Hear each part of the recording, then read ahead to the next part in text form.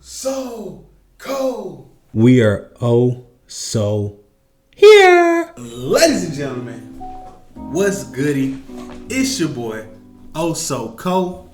You can also call me OSK. Either is gonna convey the same way. Ladies and gentlemen, we are back with another WWE Monday on the channel. Today's a little bit different though, man. You know what I'm saying? I just gotta have a sit down conversation with y'all, bro. I saw the Great One put out a video not too long ago on why he hasn't been watching WWE, and I'm gonna be honest with you, it's kind of like we synced, because I was like, man, like I feel the same. You know what I'm saying?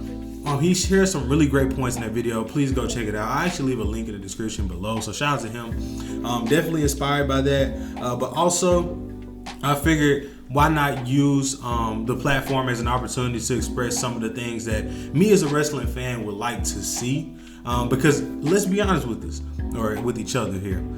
WWE is coming off perhaps its best year, especially in the millennium. Right now, I know you can argue it, but I would say that at bare minimum, it's got to slide in there top 5 for me.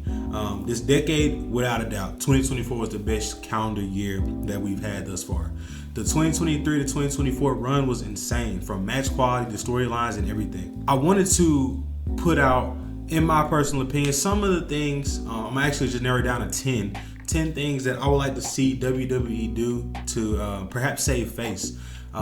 Now, all these are all subjective. They're just all my opinion. But I figure I would at least, see what happens, see how these turn out. Maybe these are some good ideas. And y'all let me know if y'all like some of these or not. With that being said, please make sure to like, comment, and subscribe. But yeah, share some of your ideas of what WWE should do. Give me some feedback provided. These are some good ideas. There's some stinkers. Hopefully these don't sound like rage bait by any means. Because definitely wants you all to understand, right, that I am just an individual. I cannot control the product. I am not what's best for business. So respectfully, just hear me out. The first thing that is on the list for today is meaningful storylines. Now, what do I mean by that? If you look at the main event scene, if you look at what's going on between CM Punk and Seth Rollins over there on Monday Night Raw, maybe Cody Rhodes and John Cena over on SmackDown, it seems like, albeit the grandiose prize over on SmackDown being the WWE Championship is very important, we're still not entirely sure why John Cena aligned with The Rock specifically. And it doesn't seem like that's turned into the blood feud that it should be. It just seems like two top stars basically battling it out over the grand prize, which at its core, sure, but at the same time, John Cena being on his last run, I really feel like there's not a ton of character substance there. He's a heel, yes, and this is new to us, but I don't know, man. I just feel like maybe there could be something more there, and maybe they'll explore that here pretty soon. And on the Raw side, about this time last year, Seth Rollins and CM Punk were basically in that triangle rivalry with Drew McIntyre, where it was just essentially a blood feud, right? They're going at each other, they hate each other, all three of them are a hypocrite one way or another. But I feel like, as far as now, with the beef between, of course, Punk, Sami Zayn, Jey Uso, that side, going up against Seth Rollins and his newfound faction with Braun Strowman, Braun Breaker, it almost seems like a pride type of thing, right? Like, these guys are just battling it out to battle it out. Now, I know, to an extent, you still have that root cause, but there's no prize, there's no reward, there's nothing that's overcoming or conquering. It's just like, I don't like you, and you have big bad guys around you. And so those are the two examples I wanted to go to, but really also anywhere else with the tag team division, with these singles championships, Becky Lynch and Lyra doesn't feel as intense as it should be. So there's just a lot of things that I think WWE could do to perhaps steer the ship here and give us some more meaningful storylines to go off of. That's going to be my number one point for today, or my number one suggestion. Number two, which I've been hearing a ton, and me as a fan I've been to a couple of shows, I definitely want to see them reduce the cost on these tickets. All right, I feel like as it stands right now, I'm never going to make it to a WrestleMania, right? I made it to a SummerSlam a few years ago, and I essentially bought resale tickets. It was SummerSlam 2022. The resale tickets alone were like $500, but they were floor seats. Now, by no means am I saying that you should be expected to pay $500. But like floor seats at a WWE event today, and I'm talking about B-level shows, it's not cutting it, bro. Like, there's a good chance that a lot of us aren't going to get to go to some of these events. I fear that I'll never get to go to an event again, as far as like PLE, because these prices are that exorbitant. And it sucks because us as the fans, the ones that are very passionate about it, this being something that we'll just have to work months on, months in to make happen. It's kind of unfortunate, plus you have to factor in travel costs and where you're going to stay for the weekend at the event, because 99% of the time it's not going to be in your home city. And if you live in a city as I do, you're not even getting televised events. They're just live events when they come around here. And so it's definitely something that I want to see them improve on. I mean, it's insane that TKO houses WWE, and it seems like they're more money hungry than ever. And I haven't even went into like the products on WWEshop.com, right? We're not talking great deals and outstanding prices. The belts are super expensive, which I kind of give a bit of grace for the belts, but as far as like memorabilia and t-shirts, all that good stuff, accessories, they're still busting heads, bro. So I definitely would love for them to reduce costs. I think that would also help them save face in a huge way.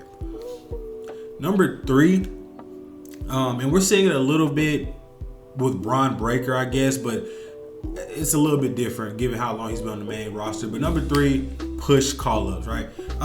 As a fan, and what I've been seeing online, especially on X and Instagram, all these platforms when we're talking about wrestling, bro, what is Carmelo Hayes doing? You know what I'm saying? Push the call-ups. You're calling them up, and I'm gonna go into this point later, but we're also releasing talent.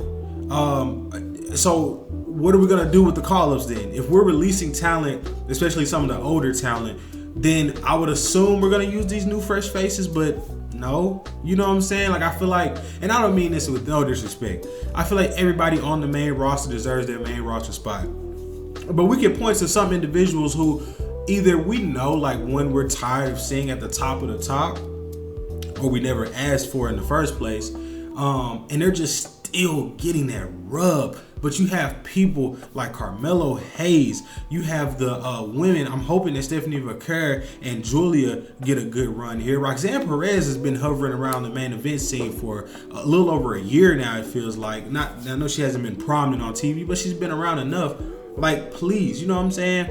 And it seems like only Braun Breaker and Tiffany have really reaped the benefits of that. Same with some of the re-signings, right? Karrion Kross, his contract's on the books apparently. Please re-sign that man and give him a push. You know what I'm saying? DIY, Alex Shelley and Chris Sabin. Like, just, I don't know, man. I just feel like push the talent that's there, especially the hard work, especially the ones that we're obviously popping for.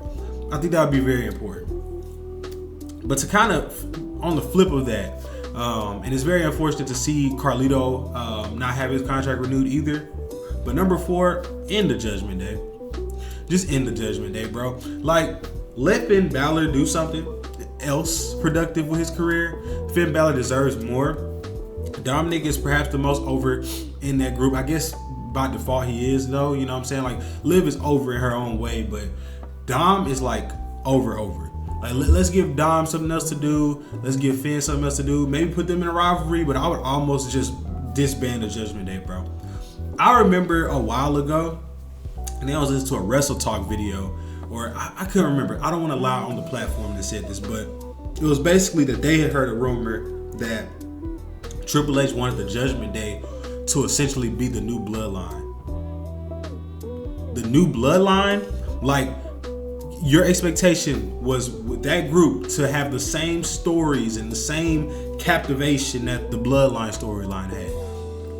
The Bloodline storyline is generational. It's going to be very difficult to replicate that in any form or fashion. But the Judgment Day and its presentation, like, respectfully, it was never going to pan out to be that. Not saying the group didn't have potential to work and be good, but the dark vibe, you know what I'm saying? The members themselves, that's not Roman Reigns. It's not Jay and Jimmy Uso. There was no Sami Zayn. I guess Carlito was supposed to be the Sami Zayn of the group, but it just didn't work out that way.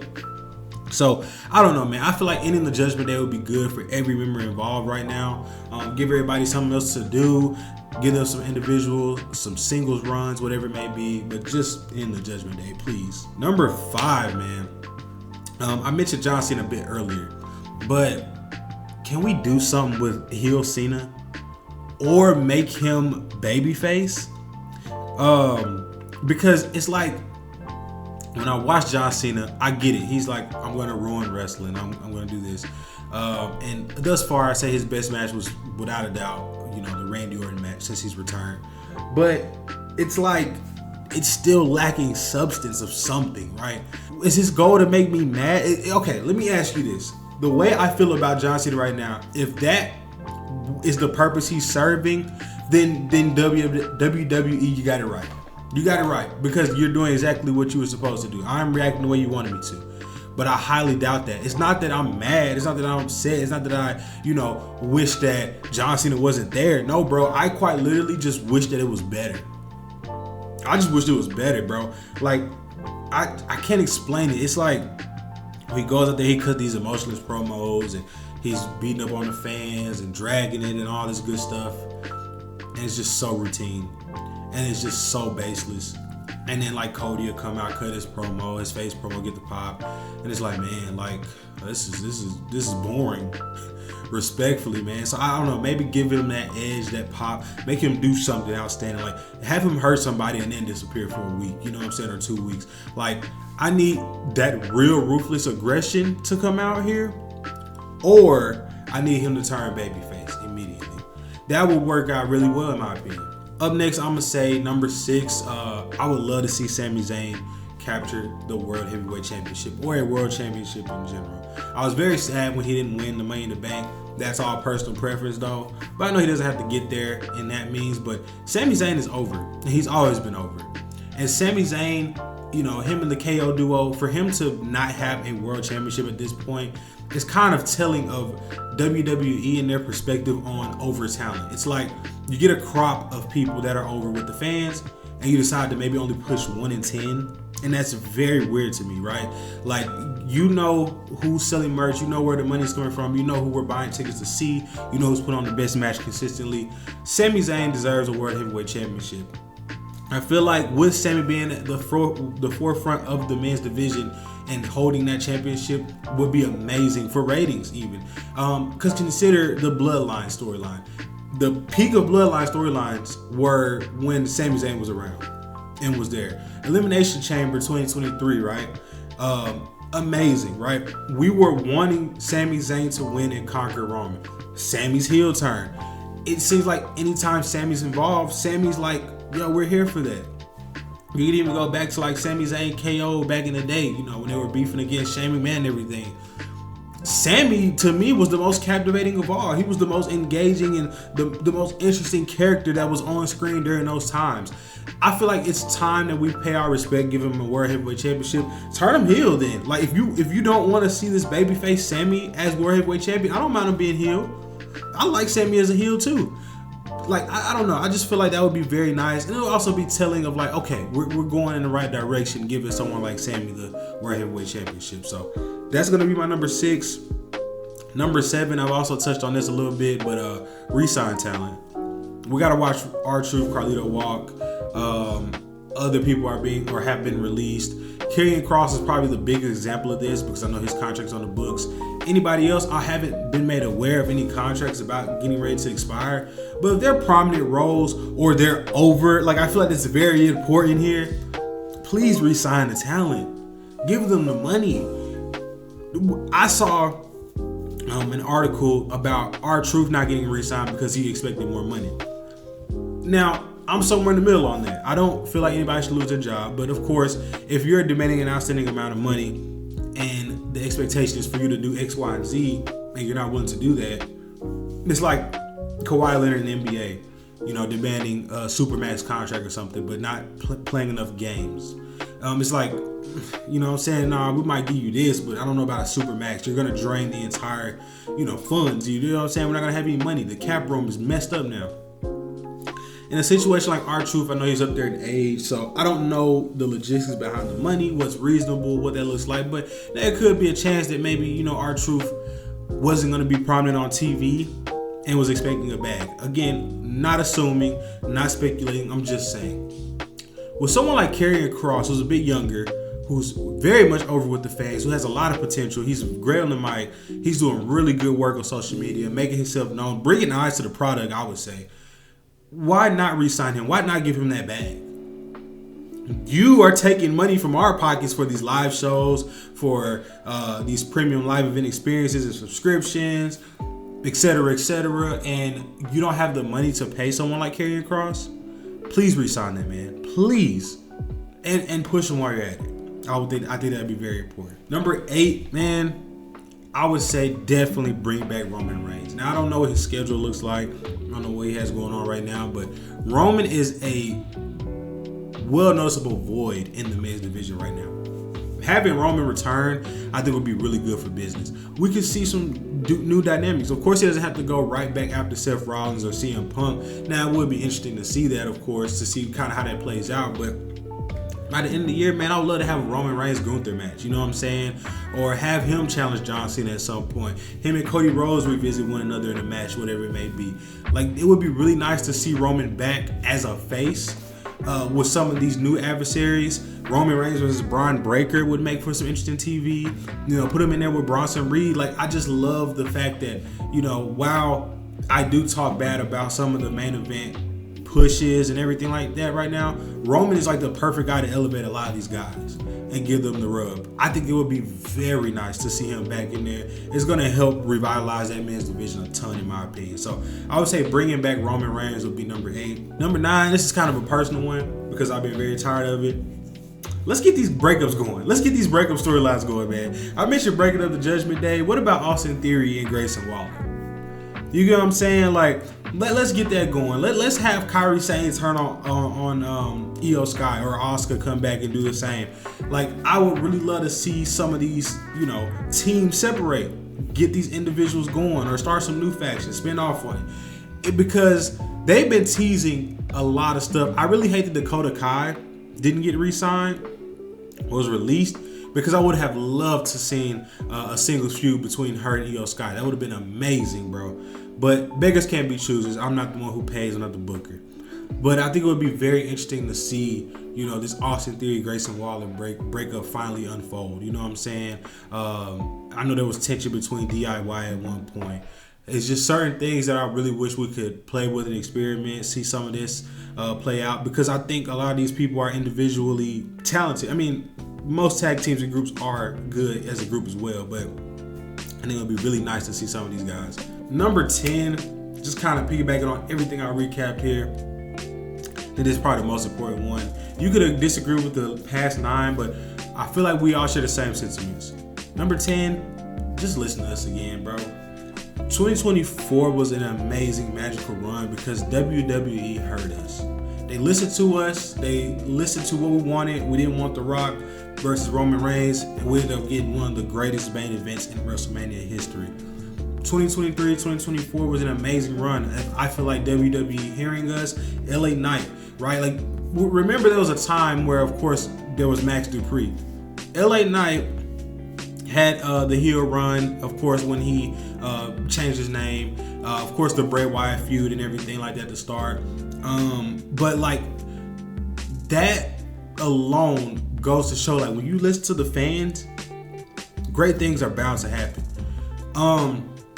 Haven't talked too much about Money in the Bank this past weekend. This video is gonna go up on the Monday after, of course. But I'm interested to see what direction they went in with the winners. As the making of this video, you all know who won Money in the Bank, so I'm looking forward to tuning into Monday Night Raw tonight to see how everything plays out as a result of the wins. But I'm definitely hoping that they do take that number 10 seriously, listen to us, give the right person the Money in the Bank. But I think that's very important for business. Listening to the core audience and then still appealing to the masses and the casual fans is really important. I feel like we're the ones who have been here through thick and thin. We've seen some rough stuff. That entire run, I would say from 2017 to 2020, was rough, man. We dug through it though. You know what I'm saying? PG era. Some of the later days of PG era, man, was tough. But when WWE listens, great things happen. You can have a world where you listen to the more core audience, take from us. Not saying that we need to book the show by any means, because none of us are bookers. But just listen to some of that. Listen to some of our favorites who are calling for to win some of these matches and championships. And then you can spin it off. Give it some more mainstream pub. Emphasize it. It's going to have the gravitational pull. We don't have to pull celebrities in to make stuff feel important. Because if it's not important at its core, it's not going to be important regardless of who you put around it. John Cena winning against Cody Rhodes, cool. Travis Scott didn't have to be there. It kind of made it corny. But say you were to throw a Travis Scott in there, then make the match better. You know what I'm saying? Listen, just listen. But yeah, I think those are the 10 I wanted to go over. Let me know what you all think in the comments below. Thank you so much for taking the time out to listen to me. Depending on how the night goes, Monday Night Raw, it's going to really be a telltale of the direction of the rest of the content with WWE specifically. I hope to continue to push out some more wrestling videos, but I can't guarantee it with how the product's been. But I have a lot of optimism. They always steer the course, in my opinion. They always make everything right to an extent when it comes to wrestling. And I trust Triple H as a booker, so we'll stay tuned. But without further ado, it's been an absolute pleasure. Don't let anyone discourage you from greatness. My name is Oh So Co. And we are Oh So out.